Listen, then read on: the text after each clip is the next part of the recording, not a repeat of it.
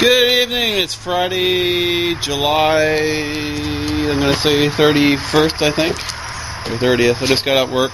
You're going to see this out of sequence probably. I'm not sure when I'm going to be posting all these videos. I have a few projects to do. I will be getting at that. And I have a new problem here in the driveway. Horse trailer I just bought, you might have seen it in my other videos.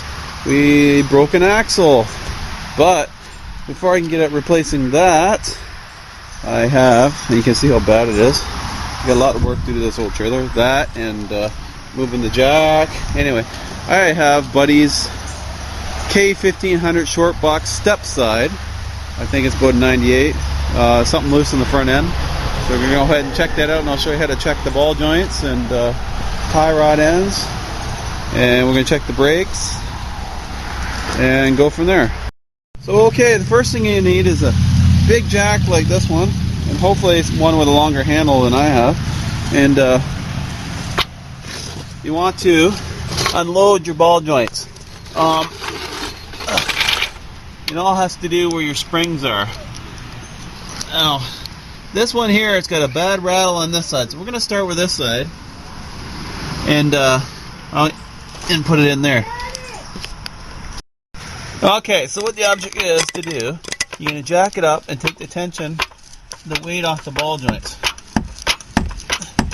And this one has torsion bars, and other trucks could have springs or whatever, right guys? My kids are watching me. Okay, so we're going to jack this up first off, get the tire off the ground about 3 inches.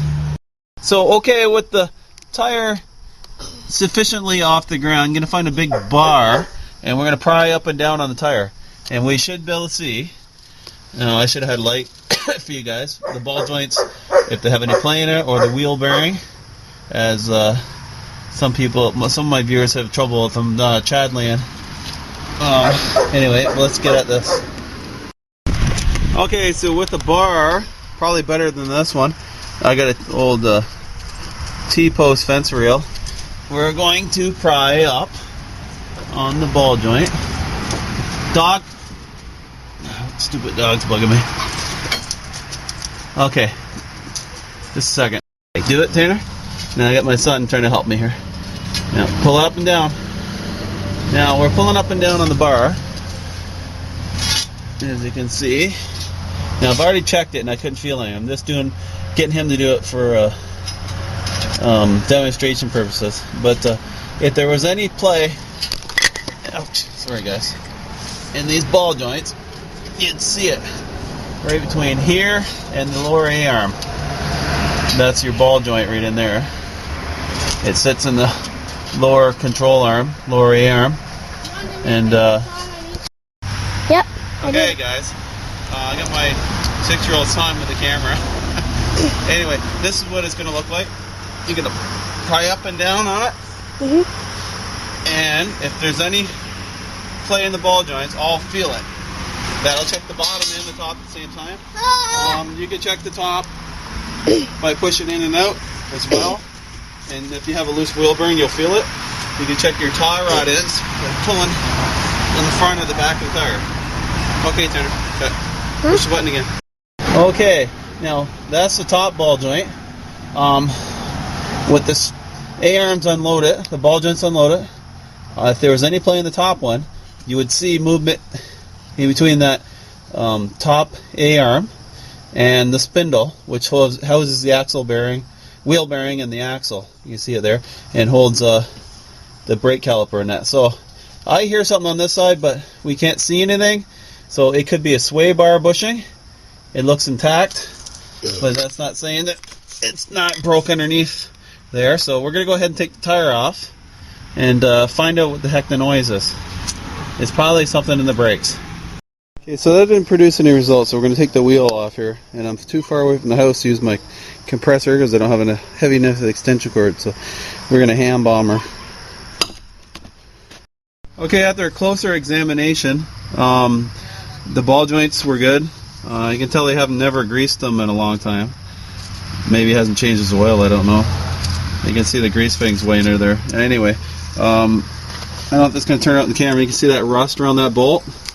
the shocks are loose and rattling away. We hit a bump. I don't know if it'll turn out or not. It's kind of, anyway, it's loose there. And up here you can see all that rust, fresh rust. Got it wound up. You can see I don't have a light. There's a gap in there. Anyway, that's loose. I'm going to recommend putting new shocks on it. And you can always tell by the shocks too, by the tires that get cupped on the outside. You can feel it in your hand. You run it over. So, I don't know if that's going to turn on the camera. You actually see the cupping along here. One's higher, one's lower. This will actually cause tire noises down the road, which this truck has, you can hear. Sorry guys, I'm out of breath.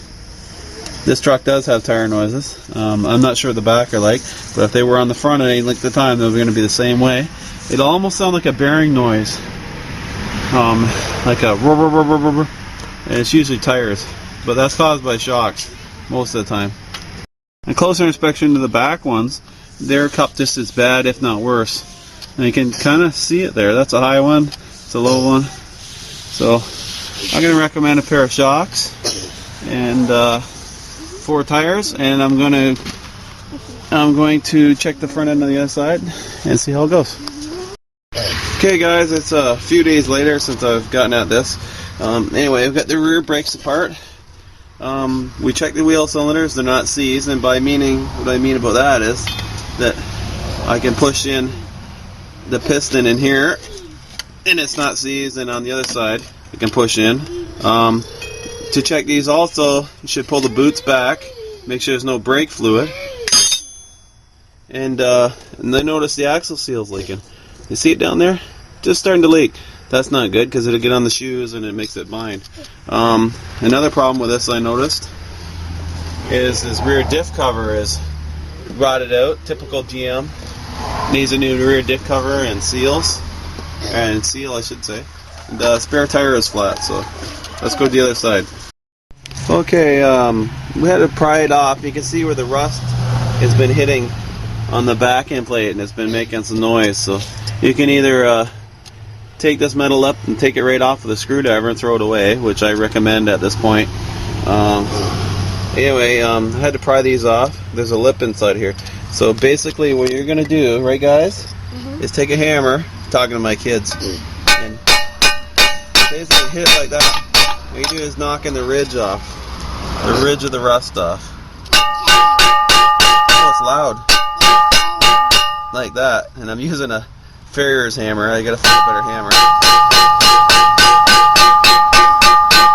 Go around, knock the rust off it so it doesn't catch anymore. And then clean it up in here, these ridges here. No, Lanny, you can't hammer it. Take these ridges off and knock that all out, and make sure it doesn't scrape. Okay, so since this is just like a dust seal, it doesn't really do anything. We're going to take this off. It's all bent to hell. So just pry that out of there. And if you use a screwdriver, it'd be a lot more handier than you have to forgive me, I got a bad cold right now. And just go around, take that whole thing right off. It's just going to cause you trouble right now. So go ahead and take that ring right off. It's just a dust ring. You don't need it there, really. It should be there, but it's so messed up it doesn't matter at this point. So take it off. Now there are several ways to get a drum off that doesn't want to come off. A lot of times you take a big hammer, bigger than this thing. That's all I could find at the moment. And mini sludge 5-pound works good. And smack it here.